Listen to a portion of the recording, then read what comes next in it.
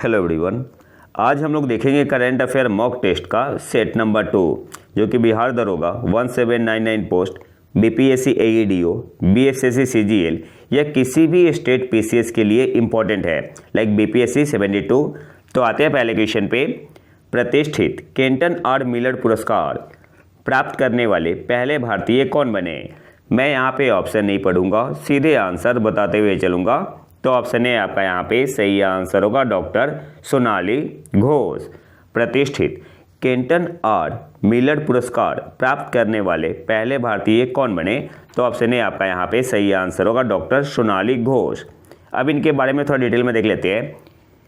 जो डॉक्टर सोनाली घोष है, ये काजीरंगा राष्ट्रीय उद्यान एवं बाघ अभयारण्य की निदेशक है और इन्हें राष्ट्रीय उद्यानों और संरक्षित क्षेत्रों की स्थिरता में नवाचार के लिए अंतर्राष्ट्रीय पुरस्कार प्राप्त करने वाली पहली भारतीय बन गई है। पुरस्कार का नाम क्या है? केंटन आर मिलर पुरस्कार।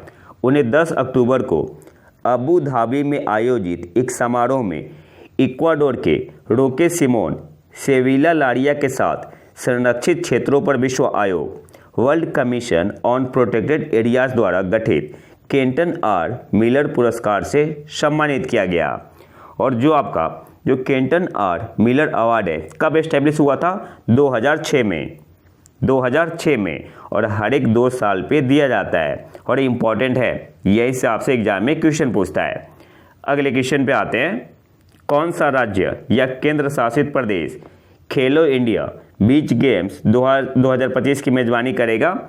हो गया है, तो ऑप्शन सी आपका यहाँ पे सही आंसर होगा, दादरा और नगर हवेली और दमन और दीव।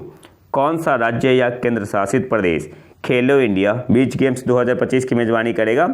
तो ऑप्शन सी आपका यहाँ पे सही आंसर होगा, दादर और नगर हवेली और दमन और दीव। अब यहाँ से कुछ इंपॉर्टेंट पॉइंट देख लेते हैं। यह आपका पहला बीच गेम्स था, कहाँ पे हुआ? दादर और नगर हवेली और दमन और दीव। और इसका उद्देश्य क्या है? तो इस पहल का उद्देश्य है बीच गेम्स को बढ़ावा देना और बीच गेम्स की पहुंच और लोकप्रियता को बढ़ाना है। इस संस्करण में 6 पदक वाले खेल बीच लाइक सॉकर, बीच वॉलीबॉल, बीच सेपक टकरा, बीच कबड्डी, पेनकेक सिलॉट और ओपन वाटर स्विमिंग शामिल है। तो जो गेम है वो कौन से है? 6 पदक वाले खेल है। बीच सॉकर पहला हो गया, दूसरा आपका हो गया बीच वॉलीबॉल, तीसरा आपका हो गया बीच सेपक टकरा, बीच कबड्डी, फिर पेनकेक सिलाट और ओपन वाटर स्विमिंग। इसके अलावा 2 गैर पदक डेमो गेम, एक है आपका मलखम्ब और रस्साकसी को भी दीव खेलो इंडिया बीच गेम्स में शामिल किया गया है। अच्छा, टॉप पे कौन रहा? तो टॉप पे आपका रहा मणिपुर। ये इंपॉर्टेंट है, टॉप पे कौन रहा? मणिपुर। महाराष्ट्र आपका दूसरे पे रहा, नागालैंड तीसरे पे। मणिपुर ने 5 गोल्ड मेडल जीते, स्वर्ण पदक 6 रजत और 3 कांस्य। टोटल कितने मेडल जीते मणिपुर ने? तो 14। यूपी ने कितने मेडल जीते? तो उत्तर प्रदेश ने 9 मेडल जीता है, 1 गोल्ड 1 सिल्वर 7 ब्रोंज। और बिहार ने केवल 3 ब्रोंज मेडल जीते हैं। और इसका मैस्कॉट क्या था, शुभंकर क्या था? तो पर्ल, जो कि एक डॉल्फिन है। अगले क्वेश्चन पे आते हैं। दुनिया की सबसे ऊंची चोटी माउंट एवरेस्ट पर विजय पाने वाले पहले सीआईएसएफ कर्मी कौन बने हैं? तो गीता समोता बनी है, सब इंस्पेक्टर है। तो गिवन ऑप्शन में ऑप्शन बी आपका यहाँ पे सही आंसर होगा। अगले क्वेश्चन पे आते हैं। भारतीय radio software architecture Indian radio software architecture IRSA मानक 1.0 किस संगठन द्वारा विकसित किया गया था? तो किसके द्वारा विकसित किया गया है? DRDO के द्वारा। ऑप्शन डी आपका यहाँ पे सही आंसर होगा। भारतीय रेडियो सॉफ्टवेयर आर्किटेक्चर मानक 1.0 किस संगठन द्वारा विकसित किया गया था? तो DRDO के द्वारा। ऑप्शन डी आपका यहाँ पे सही आंसर होगा। अब इसे थोड़ा डिटेल में देख लेते हैं। DRDO ने एकीकृत रक्षा स्टाफ और तीनों सेनाओं के सहयोग से सैन्य संचार में अंतर संचालन को सक्षम बनाने के लिए भारतीय रेडियो सॉफ्टवेयर आर्किटेक्चर मानक जारी किया। अब यहाँ से आपसे एग्जाम में पूछ सकता है कि जो भारतीय रेडियो सॉफ्टवेयर आर्किटेक्चर मानक 1.0 है, इसे मतलब किस लिए विकसित किया गया है? तो सैन्य संचार में अंतर संचालन को सक्षम बनाने के लिए। क्यों किया गया है? सैन्य संचार में अंतर संचालन को सक्षम बनाने के लिए। अगले क्वेश्चन पे आते हैं। अंतर्राष्ट्रीय जैव विविधता दिवस हर वर्ष किस दिन मनाया जाता है? 22 मई को। ऑप्शन बी आपका यहाँ पे सही आंसर होगा। अंतर्राष्ट्रीय जैव विविधता दिवस हर वर्ष किस दिन मनाया जाता है? 22 मई को। अब यहाँ से कुछ इंपॉर्टेंट पॉइंट देख लेते हैं। यह तिथि 22 मई 1992 को जैव विविधता पर कन्वेंशन को अपनाने के उपलक्ष्य में चुनी गई थी। पहले यह मनाया जाता था 29 दिसंबर को, 29 दिसंबर को, लेकिन 2000 में संयुक्त राष्ट्र महासभा द्वारा इसकी तिथि को 22 मई कर दिया गया। और 2025 की इसकी थीम क्या है? अंतर्राष्ट्रीय जैव विविधता दिवस की harmony with nature and sustainable development. तो थीम भी आपका इंपॉर्टेंट है, आपसे एग्जाम में क्वेश्चन पूछ सकता है। अगले क्वेश्चन पे आते हैं। मरीन स्टीवर्डशिप काउंसिल प्रमाणन कार्यक्रम का मुख्य उद्देश्य क्या है? तो इसका मुख्य उद्देश्य क्या है? To recognise and reward sustainable fishing practices, टिकाऊ मछली पकड़ने की प्रथाओं को मान्यता देना और पुरस्कृत करना। ऑप्शन है आपका यहाँ पे ऑप्शन है आपका यहाँ पे सही आंसर होगा। अच्छा, न्यूज में क्यों है? तो लगभग 10 भारतीय समुद्री और खारे पानी की मछलियों और झींगा की किस्मों को जल्द ही मरीन स्टीवर्डशिप काउंसिल प्रमाणन प्राप्त होगा। और जो आपका मरीन स्टीवर्डशिप काउंसिल है, प्रमाणन है, क्या है? एक अंतर्राष्ट्रीय गैर लाभकारी संगठन है। मरीन स्टीवर्डशिप काउंसिल प्रमाणन एक अंतर्राष्ट्रीय गैर लाभकारी संगठन है जो अस्थायी मत्स्य पालन और समुद्री खाद्य ट्रेसेबिलिटी के लिए विज्ञान आधारित मानक निर्धारित करता है। इसका प्रमाणन टिकाऊ यानी सस्टेनेबल समुद्री खाद्य बाजार को बढ़ावा देने के लिए सस्टेनेबल फिशिंग, टिकाऊ मछली पकड़ने की प्रथाओं को मान्यता देता है और पुरस्कृत करता है। इसके अलावा जो सबसे इंपॉर्टेंट पॉइंट है, अष्टमुडी क्लैम पाफिया मालाबारी का भारत की पहली MSC यानी मरीन स्टीवर्डशिप काउंसिल प्रमाणित मत्स्य पालन थी। तो ये आपका इंपॉर्टेंट है। अगले क्वेश्चन पे आते हैं। अलास्का में युद्ध अभ्यास 2025 में भाग लेने वाला भारतीय दल भारतीय सेना की किस रेजिमेंट से संबंधित है? तो मद्रास रेजिमेंट। ऑप्शन सी आपका यहाँ पे सही आंसर होगा। और USA की तरफ से कौन था? तो 1st battalion 5th infantry regiment Bob cats. तो ये भी याद रखना है। ये आपका हुआ कहाँ पे था? कहाँ पे हुआ था? तो युद्ध अभ्यास 2025 हुआ, ये आपका हुआ था फोर्ट वेनराइट इन अलास्का। अलास्का में हुआ था। कहाँ पे? Fort Wainwright. इसके अलावा कौन सा एडिशन था? 21वां एडिशन था। कौन सा एडिशन था? 21वां एडिशन था। अगले क्वेश्चन पे आते हैं। हाल ही में खबरों में रहा करनाक मंदिर किस देश में स्थित है? तो इजिप्ट में। ऑप्शन है आपका यहाँ पे सही आंसर होगा। अच्छा, न्यूज में क्यों है? तो ये 3000 साल पुराना है। रिसर्चर ने इसकी खोज की है, तो डेट बताया है 3000 साल पुराना। ऑप्शन है आपका यहाँ पे सही आंसर होगा। अगले क्वेश्चन पे आते हैं। MY भारत राष्ट्रीय सेवा योजना पुरस्कार किस मंत्रालय द्वारा स्थापित किया गया है? तो ministry of youth affairs and sports. Option B आपका यहाँ पे सही आंसर होगा। युवा मामले और खेल मंत्रालय के द्वारा। अच्छा, न्यूज में क्यों है? तो हाल ही में भारत के राष्ट्रपति श्रीमती द्रौपदी मुर्मू जी ने प्रेजेंट किया है MY Bharat national service scheme award. कौन से ईयर के लिए? तो 2022-23 के लिए। ये याद रखना है, आजकल कहीं से भी एग्जाम में क्वेश्चन पूछ लेगा। कौन से ईयर के लिए? 2022-23 के लिए।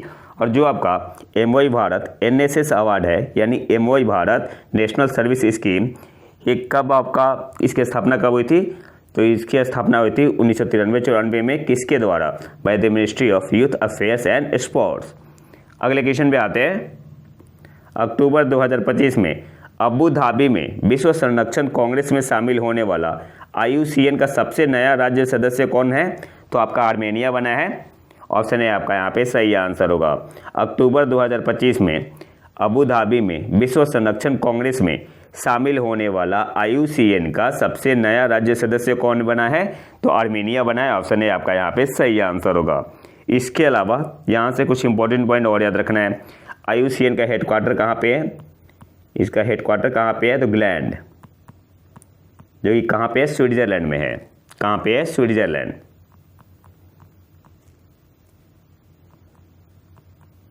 ये आपका स्विट्जरलैंड में है। स्थापना कब हुई थी? 1948 में। 1948 में इसकी स्थापना हुई थी। इसके अलावा एक और पॉइंट आपसे एग्जाम पूछ सकता है, क्योंकि आर्मेनिया न्यूज में है। तो जो आपका COP17 कॉन्फ्रेंस ऑफ पार्टी बोलते हैं, COP17 जैव विविधता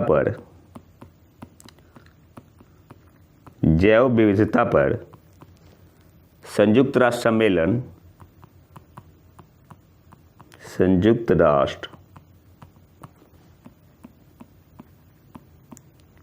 सम्मेलन का 17वां संस्करण 2026 में होगा। 2026 में होगा। और ये कहाँ पे होगा 2026 में? तो आर्मेनिया में। अगले क्वेश्चन पे आते हैं। हाल ही में भारत का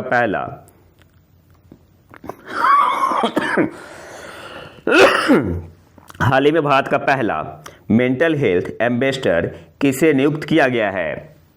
तो किसे नियुक्त किया गया है? दीपिका पादुकोण। ऑप्शन डी आपका यहाँ पे सही आंसर होगा। हाल ही में भारत का पहला मेंटल हेल्थ एम्बेसडर, मानसिक स्वास्थ्य राजदूत किसे नियुक्त किया गया है? तो दीपिका पादुकोण। ऑप्शन डी आपका यहाँ पे सही आंसर होगा। इसके अलावा एक और पॉइंट, 2 पॉइंट आपको याद रखना है। सबसे पहले दीपिका पादुकोण फाउंडर है live love laugh LLL foundation का। Deepika Padukone live love laugh foundation की फाउंडर है। और इसकी स्थापना कब हुई थी? 2015 में। इसके अलावा जो एम्बेसडर अपॉइंट किया गया है दीपिका पादुकोण को, तो कौन से मिनिस्ट्री के द्वारा? तो by the union ministry of health and family welfare. ये भी आपको याद रखना है। अगले क्वेश्चन पे आते हैं। किस मंत्रालय ने आदिवासी भाषाओं के लिए भारत के पहले AI संचालित अनुवादक आदिवानी का बीटा संस्करण लॉन्च किया है? तो जनजातीय कार्य मंत्रालय, मिनिस्ट्री ऑफ ट्राइबल अफेयर्स। किस मंत्रालय ने आदिवासी भाषाओं के लिए भारत के पहले AI संचालित अनुवादक आदिवानी का बीटा संस्करण लॉन्च किया है? तो मिनिस्ट्री ऑफ ट्राइबल अफेयर्स, जनजातीय कार्य मंत्रालय। इसके अलावा आदिवानी क्या है? तो भारत का पहला AI पावर्ड ट्रांसलेटर है। किसके लिए? फॉर ट्राइबल लैंग्वेज, आदिवासी भाषा के लिए। और आपका जो आदिवानी को डेवलप किया गया है अंडर जनजातीय गौरव वर्ष। और ये क्या काम करेगा? तो जो tribal and non tribal community के बीच गैप होता है, कम्युनिकेशन गैप होता है, तो इसमें ब्रिज का काम करेगा। अगले क्वेश्चन पे आते हैं। इंडिया मोबाइल कांग्रेस 2025 का 9वां संस्करण कहाँ आयोजित किया गया? तो Yashobhoomi, new Delhi. Option B आपका यहाँ पे सही आंसर होगा। इंडिया मोबाइल कांग्रेस 2025 का 9वां संस्करण कहाँ आयोजित किया गया? तो नई दिल्ली में। इसके अलावा किसने इनॉग्रेट किया? तो प्रधानमंत्री नरेंद्र मोदी ने। ये भी आपका इंपॉर्टेंट है। इसके अलावा इसे ऑर्गेनाइज किया गया था ज्वाइंटली किसके द्वारा? Department of telecommunication and the cellular operators association of India. कब से कब तक हुआ? 8 से 11 अक्टूबर तक। थीम क्या थी? Innovate to transform. ये याद रखना है, इनोवेट टू ट्रांसफॉर्म। ये पूछ सकता है। थीम क्या थी? Innovate to transform. और जो इवेंट था, ये फोकस था on key theme including optical communication, semiconductor in telecom, quantum communication, 6G and fraud risk indicator. और इसमें जो आपका IMC 2025 हुआ यशोभूमि नई दिल्ली में, तो इसमें डेलीगेशन आए थे जापान से, कनाडा से, UK से, रसिया से, आयरलैंड से और ऑस्ट्रिया से। अगले क्वेश्चन पे आते हैं। स्वीडिश रक्षा कंपनी साब द्वारा विकसित निम्ब्रिक्स किस प्रकार की मिसाइल है? तो तो ये आपका कैसा मिसाइल है? मानव रहित विमान रोधी प्रणाली मिसाइल है। ऑप्शन बी आपका यहाँ पे सही आंसर होगा। सांप के निम्ब्रिक्स मिसाइल एक स्वीडिश विकसित लागत प्रभावी मानव रहित विमान रोधी प्रणाली मिसाइल है, यानी कॉस्ट इफेक्टिव। CUAS का मतलब क्या हुआ? Cost effective counter unmanned aircraft system, जिसे ड्रोन झुंडों और अन्य छोटे UAV को निष्क्रिय करने के लिए डिजाइन किया गया है। और इसकी रेंज कितनी है? तो अप टू 5 किलोमीटर। अगले क्वेश्चन पे आते हैं। 5 सितंबर 2025 को नई दिल्ली में दक्षिण एशिया की पांडुलिपि परंपराओं और गणितीय योगदान पर संहिता सम्मेलन का उद्घाटन किसने किया है? तो external affair minister doctor S Jaishankar ji ने। ऑप्शन है आपका यहाँ पे सही आंसर होगा। 5 सितंबर 2025 को नई दिल्ली में दक्षिण एशिया की पांडुलिपि परंपराओं और गणितीय योगदान पर संहिता सम्मेलन का उद्घाटन किसने किया? तो एस जयशंकर जी। ऑप्शन है आपका यहाँ पे सही आंसर होगा। जो संहिता है संस्थागत भागीदारों के सहयोग से भारत के बाहर पुस्तकालयों, अभिलेखागारों और अन्य भंडारों में रखे गए भारतीय और व्यापक रूप से दक्षिण एशियाई पांडुलिपियों का एक संबंधपरक डेटाबेस और डिजिटल संग्रह बनाने की एक पहल है। अगले क्वेश्चन पे आते हैं। कौन सा मंत्रालय विकसित भारत बिल्डथॉन 2025 का आयोजन कर रहा है? सही आंसर क्या होगा? Ministry of education. ऑप्शन है आपका यहाँ पे सही आंसर होगा शिक्षा मंत्रालय। कौन सा मंत्रालय विकसित भारत बिल्डथॉन 2025 का आयोजन कर रहा है? तो मिनिस्ट्री ऑफ एजुकेशन, शिक्षा मंत्रालय। अब यहाँ से कुछ इंपॉर्टेंट पॉइंट देख लेते हैं जहाँ से स्टेट PCS एग्जाम में क्वेश्चन पूछता है। तो विकसित भारत बिल्डथॉन 2025 का आयोजन किसने किया? मिनिस्ट्री ऑफ एजुकेशन ने। किनके साथ मिलके? In collaboration with the Atal innovation mission and NITI Aayog, ये याद रखना है। इसके अलावा ये जो आपका इवेंट है ये आपका राष्ट्रव्यापी इवेंट है, nation wide student innovation initiative. जो आपका विकसित भारत बिल्डथॉन 2025 है, ये क्या है? स्टूडेंट इनोवेशन इनिशिएटिव है। कौन से क्लास के लिए? For class 6 to 12 to develop creative solution for national challenges. याद रखना है। जो आपका ये इवेंट होगा किसके लिए है? तो राष्ट्रव्यापी इवेंट था। स्टूडेंट इनोवेशन इनिशिएटिव किस क्लास के लिए? For classes 6 to 12 to develop creative solutions for national challenges. The event is, जो आपका इवेंट था एक केंद्रित था किस पे? 4 नेशनल थीम पे। कौन कौन सा थीम था? 4। आत्मनिर्भर भारत, स्वदेशी, वोकल फॉर लोकल एंड समृद्ध भारत। अगले क्वेश्चन पे आते हैं। कौन सा शहर एकीकृत ताप एवं शीतलन कार्य योजना, शॉर्ट में से बोलते हैं IHCAP, जारी करने वाला पहला भारतीय शहर बन गया है? तो भुवनेश्वर। ऑप्शन डी आपका यहाँ पे सही आंसर होगा। कौन सा शहर एकीकृत ताप एवं शीतलन कार्य योजना जारी करने वाला पहला भारतीय शहर बन गया? तो भुवनेश्वर। इसके अलावा आपको यहाँ से और क्या क्या याद रखना है? IHCAP integrated heat and cooling action plan, आपसे पूछ सकता है फुल फॉर्म। इसके अलावा ये करेगा क्या?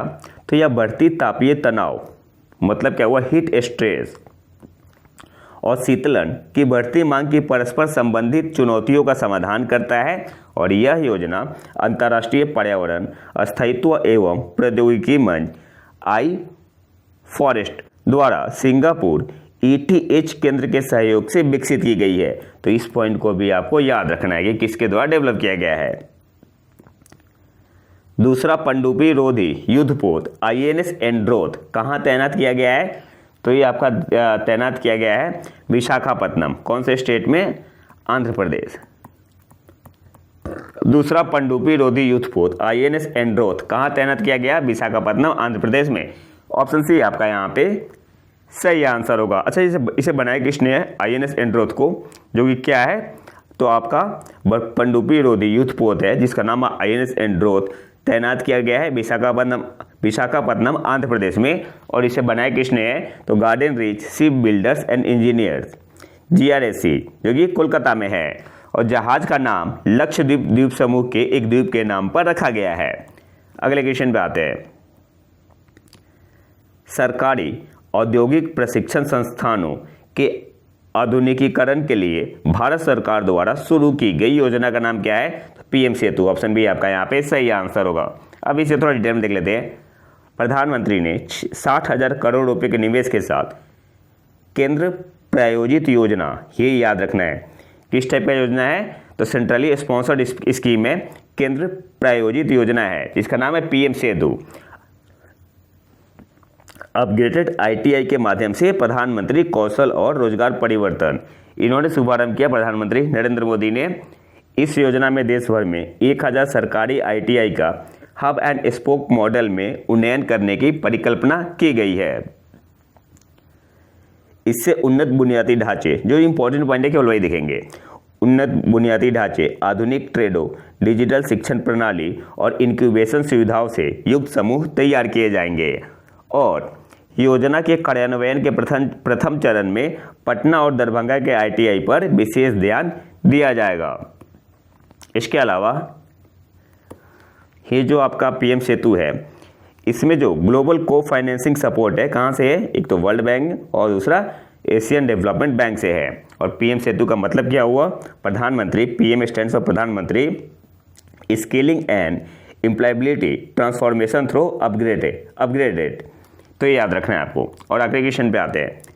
अक्टूबर 2025 में 10वां राष्ट्रीय स्तरीय प्रदूषण प्रतिक्रिया अभ्यास कहाँ आयोजित किया गया था?